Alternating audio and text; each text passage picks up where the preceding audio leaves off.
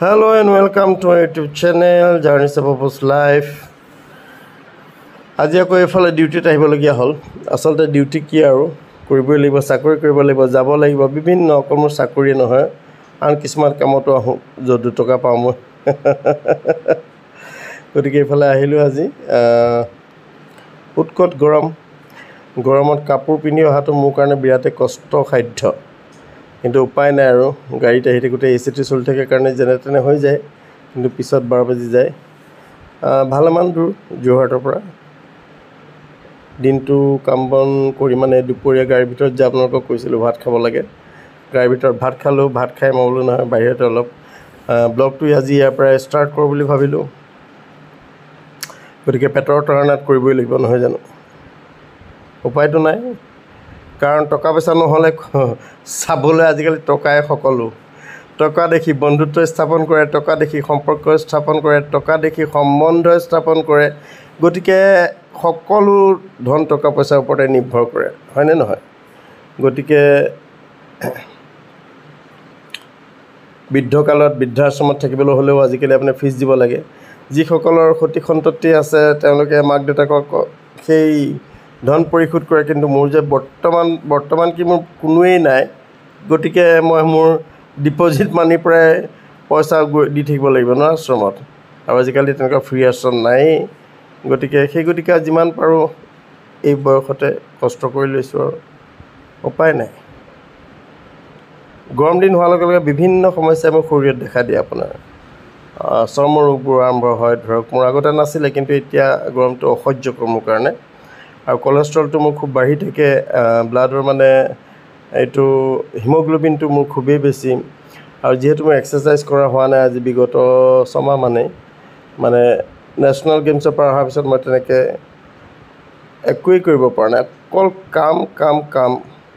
সেই চোৱা সময় গ'ল বিহুৰ আগত কাম ঘৰৰ কাম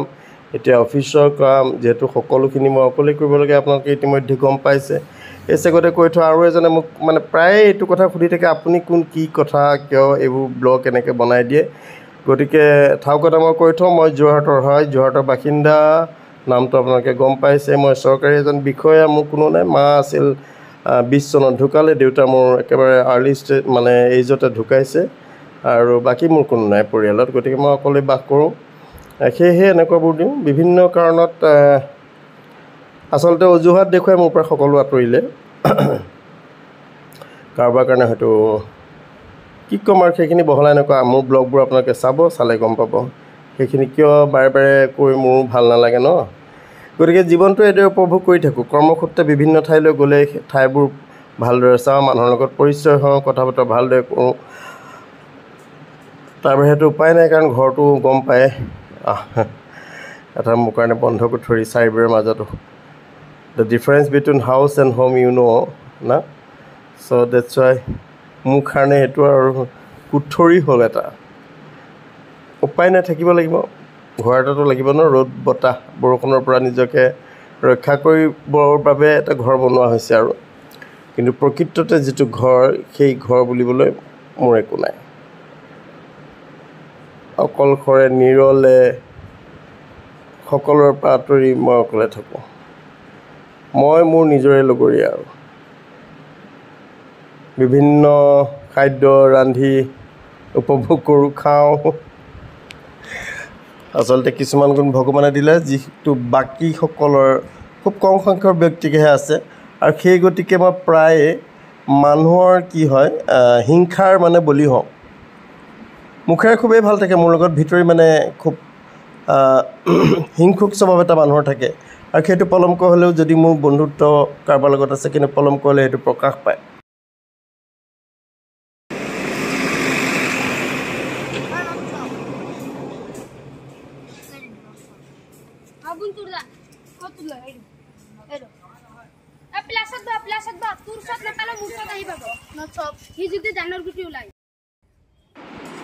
বুধবাৰে ৰাতিপুৱা একেবাৰে সোনকালে উঠি গোবৰ আনিবলৈ গ'লোঁ অকণমান সময় আছিলে মোৰ ওচৰত চকু দেখিছে নাই একেবাৰে ফুলি আছে বাহানাৰ পৰা আনো এই মানুহজনৰ ঘৰৰ পৰা এবস্তাত 20 টকা লয় যাতে কাম কৰা মানুহ এটা আহিব এয়া আহিল চানি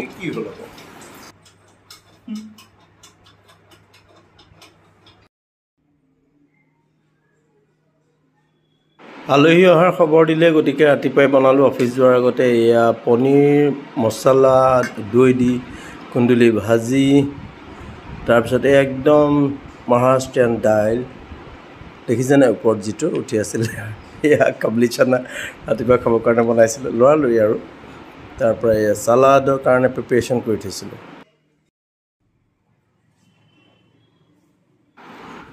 মই ৰুটি বনাই খাই ল'লোঁ আৰু ৰুটি আৰু ঘুগুনি তাৰপৰা এই কাম কৰা মানুহ লগাইছিলোঁ চাহ এটা দিলোঁ এইখন এখন সভাত উপস্থিত আছিলোঁ তেওঁলোকে বিশিষ্ট অতিথি হিচাপে নিমন্ত্ৰণ কৰিছিলে তালৈ গ'লোঁ তাৰ মাজতে চাই তালৈ দৌৰ মাৰিলোঁ উপায় নাই সমাজ লাগে মানুহ লাগে ভাল পাই কাৰণে মাতিছে খুব ভাল লাগিল সিহঁতত ভোজ ডাঙৰ মাছ ছাগলী মাংস পিছে মই খোৱা নাই দাইল আৰু ৰঙালাও আলু ভাজি পচলা ভাজি বহুত দিনৰ মূৰত ডাঙৰ মাছ খাইছোঁ খুব ভাল লাগিলে ব্যৱহাৰটো খুব ভাল আছিল তেওঁলোকৰ আজি এইদৰে এজন চৰকাৰী কামতে ওলাই যাবলগীয়া হ'ল এজন ব্যক্তি তেওঁ অসুস্থ আচলতে এটা উপায় নাই ঘৰলৈ গ'লোঁ আৰু নিজৰে বেয়া লাগিছিল গৈ সেয়া দেখিছে বিচনাত তেওঁ পৰি আছে দুই পুত্ৰ বাহিৰত থাকে পিছে পিতৃৰ অসুখত তেওঁলোক আহিছে পিতৃক লৈ যাব এজন থাকে আমেৰিকা যুক্তৰাষ্ট্ৰত আৰু এজন থাকে বাংগালোৰত এজনে অসমীয়া ছোৱালী বিয়া পাতিছে এজনে দিল্লী ছোৱালী আৰু এইজন ব্যক্তিৰ তেওঁৰ পত্নী গোলাঘাটৰ অতিৰিক্ত উপায়ুক্ত হিচাপে অৱসৰ গ্ৰহণ কৰিছিল বাহিৰৰ পৰা দেখাত মানুহবোৰ যেনেকুৱা লাগে ওচৰ পালেহে গম পোৱা যায় খুব ভদ্ৰ ব্যৱহাৰ আছিল আচলতে এয়া হ'ল উৰদ দাল আপোনাৰ তিতাই থৈছোঁ চাউলৰ লগত তাৰপৰা এয়া হ'ল ডেচিকেটেড কক'নাট যিটো ড্ৰাই কক'নাট পাই যায় বজাৰত আজিকালি এভেইলেবল কাৰি পাতা নৰসিংহ পাত তাৰপৰা কেঁচা জলকীয়া কাটি লৈছোঁ পিঁয়াজ কাটি লৈছোঁ তাৰপিছত এয়া আমি দোচাৰ ভিতৰত যিটো ফিলিংছ দিওঁ আলুৰ যে বনাওঁ যে সেইটো বনাই লৈছোঁ আৰু সেইটো আপোনালোকে জানে গতিকে কোৱা নাই এইখিনি ভালদৰে ফিটি ল'লোঁ মিক্সিত যিখিনি উৰদ দাল মাৰি ল'লোঁ চাউলৰ সৈতে আচলতে এইটো ফাৰ্মেণ্টেশ্যনৰ কাৰণে থ'ব লাগিছিল মোৰ ওচৰত সময় নাছিল গতিকে লগে লগে বনালোঁ এয়া পিঁয়াজ তেলত সৰিয়হ পিঁয়াজ জলকীয়া আৰু নৰসিংহ পাত দি ভাজি ল'লোঁ অকল অলপ নিমখ আৰু হালধিও দিছোঁ এইখিনি এটা সেই মিক্সাৰটোত মই দি দিম যিটো দাইলৰ মিক্সাৰ আছিল দাইলৰ চাউলৰ দোচাৰ যিটো মিক্সাৰ মানে বেটাৰটোত মই দি দিছোঁ ভালদৰে ফিটিং ইয়াত আপুনি পাৰিলে দৈও দিব পাৰে এতিয়া চাওক মই কেনেদৰে ইয়াত ইডলিখিনি বনাম ষ্টেণ্ডবোৰ অলৰেডি গ্ৰীজ কৰি থোৱা আছে অইলেৰে আধা অংশমানলৈকে দিম এইকেইটাত অৱশ্যে মোৰ অলপ বেছি হৈ গ'ল কাৰণ ফুলিব লাগিব তাৰপিছত সেই আলুৰ মিক্সাৰটো দেখিছে সেইটো মাজত অলপ দি দিম তাৰমানে কি হয় এনেই ইডলিবোৰ ইমান টেষ্ট নাই ন মই সেই গতিকে আজি অলপ তেনেকুৱা চটপটা ইডলি বনালোঁ খাবলৈ খুবেই ধুনীয়া হয় যিহেতু চব ফ্ৰাই কৰি দিছোঁ নিমখ অলপ হৈছে ন এই আলুখিনি এনেকৈ দি মাজত অলপ অলপ দিব তাৰপিছত ওপৰত আপোনাৰ সেই যিটো ইডলি বেটাৰ বনাইছিলোঁ সেই বেটাৰটোৱে এইটো ঢাকি দিব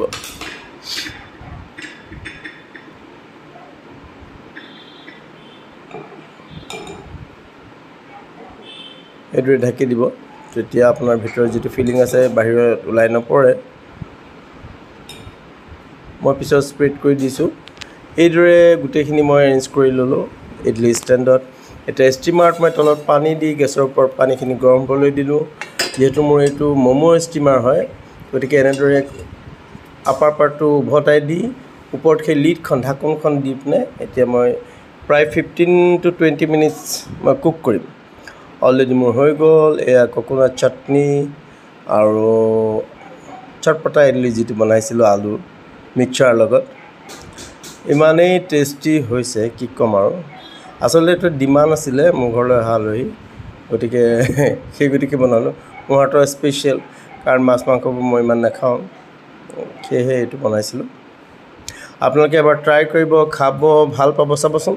আমাৰ নৰ্মেল ইডলিতকৈ বহুত বেলেগ এইটোতো যদি আপোনালোকে তেলত ফ্ৰাই কৰে আৰু ধুনীয়া হ'ব যদি অলপ চচ দি খুবেই ভাল পাব খাই আজিকালি আমাৰ ৰেষ্টুৰেণ্টবোৰত পায় ফ্ৰাইড ইডলি গতিকে তেনেকৈও কৰি খাব পাৰে কিন্তু অলৰেডি মই ফ্ৰাইড বস্তুবোৰ ভিতৰত ভৰাই দিছোঁ, সেই গতিকে আৰু বেলেগে ফ্ৰাই কৰা নাই, খুব অইলি হৈ যাব। আশা কৰোঁ আপোনালোকে ৰেচিপিটো ভাল পালে লাইক কৰিব, শ্বেয়াৰ কৰিব, কমেণ্ট কৰিব আৰু ছাবস্ক্ৰাইব কৰিব চেনেলটো। খুব ভাল লাগে তেতিয়া ন, আচলতে এটা উৎসাহ পোৱা যায়। এইটো ইডলিটো ভাঙি দিয়াৰ পিছত দেখুৱাইছোঁ ভিতৰত কেনেকৈ ফিলিংছবোৰ আছে, খুব মজা হৈছে। যিহেতু মই চাম্বাৰ টাম্বাৰ লোৱা নাই ন, সেই গতিকে এনেকৈ বনাইছোঁ। এয়া চাওক, গৰম হ'লে মোৰ শৰীৰত এনেদৰে তেজ ওলাই যায়, ফাটি ফাটি তেজ ওলাই যায়। মানুহক ক'লে বিশ্বাস নকৰে, সেই গতিকে আজি মই এনেকৈ ৰেকৰ্ডিং এটা কৰি দেখুৱালোঁ। মোৰ অফিচত মই টি-শ্বাৰ্ট পিন্ধি যোৱাৰ কাৰণে তেওঁলোকৰ বহুতৰ কমপ্লেইন হয়, কিয় শ্বাৰ্ট নিপিন্ধে।